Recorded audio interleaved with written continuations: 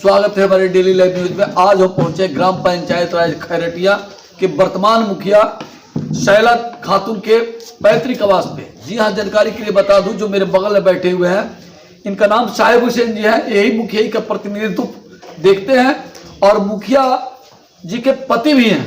तो आइए इनसे रूबरू होते हैं, जानते हैं कि विगत 5 साल के कार्यकाल के बारे में और आगामी 2021 में कौन सा मुद्दा लेकर ये चुनाव के मैदान में उतरे हुए हैं।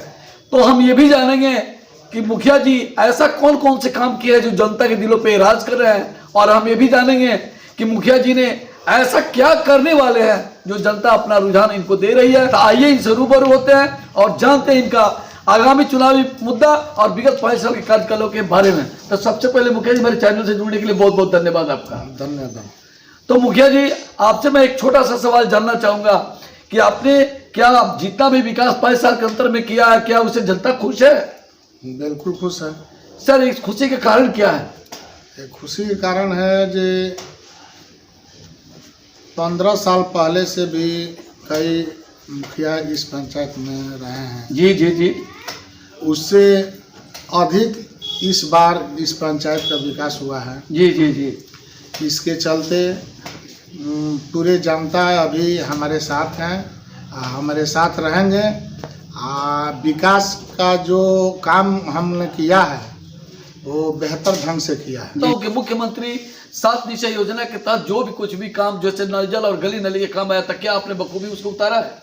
जी, अभी हमारे यहाँ 10 वार्ड में पानी चल रहा है। जी जी जी। 4 वार्ड का काम अभी बाकी है, तो उसमें कुछ कारण है जी। जो हमारे यहाँ पैसा का कुछ कमी से काम बाकी है। तो सरकार द्वारा कोई फंड आने वाला है सर अभी? जी, उसका पैसा आएगा तो वो भी काम हो जाएगा, चुनाव का पहले हो जाएगा। बिल्कुल बिल्कुल, मैंने आचार संहिता लगने से पहले उस काम का। जी जी, हो जाएगा। तो और आपने कौन कौन से काम उतारे हैं सर अपना?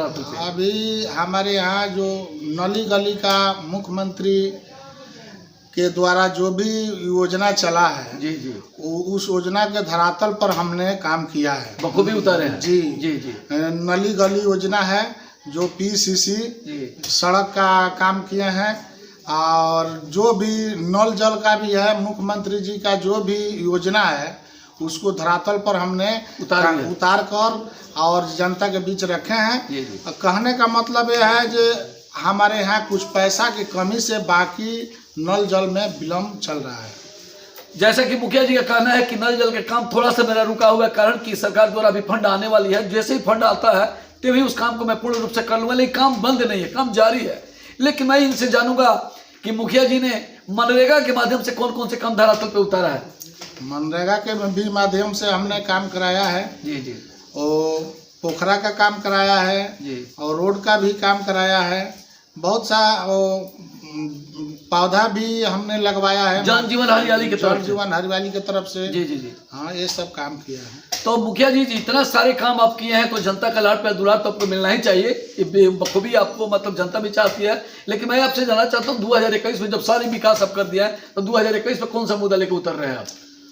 2021 में का चुनाव में मेरा मुद्दा शिक्षा का गिरा हुआ स्तर उठाना है। यानी शिक्षा का जो कोरोना काल में शिक्षा का ग्राफ गिरा हुआ, उसे आप उठाने का प्रयास करेंगे? जी जी। और कुछ भी मुद्दा रखे हैं सर? दूसरा मुद्दा हमारा है जो स्वास्थ्य केंद्र हमारे पंचायत में नहीं है। जी जी जी।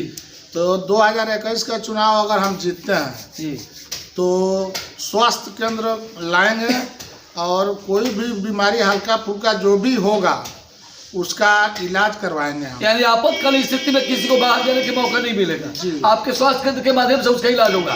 ब्रेकिंग न्यूज, 2021 में अगर मुखिया जी चुनाव जीतते हैं तो शिक्षा का ग्राफ उठाएंगे। दूसरी मुद्दा इन्होंने रखा है कि मैं स्वास्थ्य केंद्र का मांग करके स्वास्थ्य केंद्र में इस धरातल पे लाऊंगा ताकि बीमारों का इलाज हो सके। और कुछ मुद्दा है सर आपका? हाँ, तीसरा मुद्दा यह है जो भ्रष्टाचार को समाप्त करना है।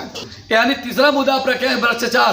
भ्रष्टाचार ये चारों तरफ दिखाई दे रहा है, घुसखोरी चारों तरफ दिखाई दे रही है। इसको ये समाप्त करने का दावा कर रहे हैं, और इनका दावा दिखता है कितना % सत्य होता है। और इनसे फिर हम जानेंगे जो और कोई मुद्दा लिए हैं कि नहीं लिए। समय आएगा तो देखा जाएगा। अगर चुनाव जीतते हैं तो बहुत सारे मुद्दे हैं जो जनता के बीच रखा जाएगा। मुखिया जी का कहना है कि विकास का कोई अंत नहीं होता है, विकास अनंत होता है। अगर मैं चुनाव जीता तब विकास का लगातार निरंतर कटिबद्ध उसके लिए रहेंगे और सदैव विकास करते रहे। चलिए मुखिया जी, मेरे चैनल से जुड़ने के लिए बहुत बहुत धन्यवाद आपका। धन्यवाद। जो भी मुखिया जी के लिए अपडेट मिलेगा हम आपको देते रहेंगे। पुनः मिलेंगे एक नए चेहरे के साथ, तब तक के लिए नमस्कार।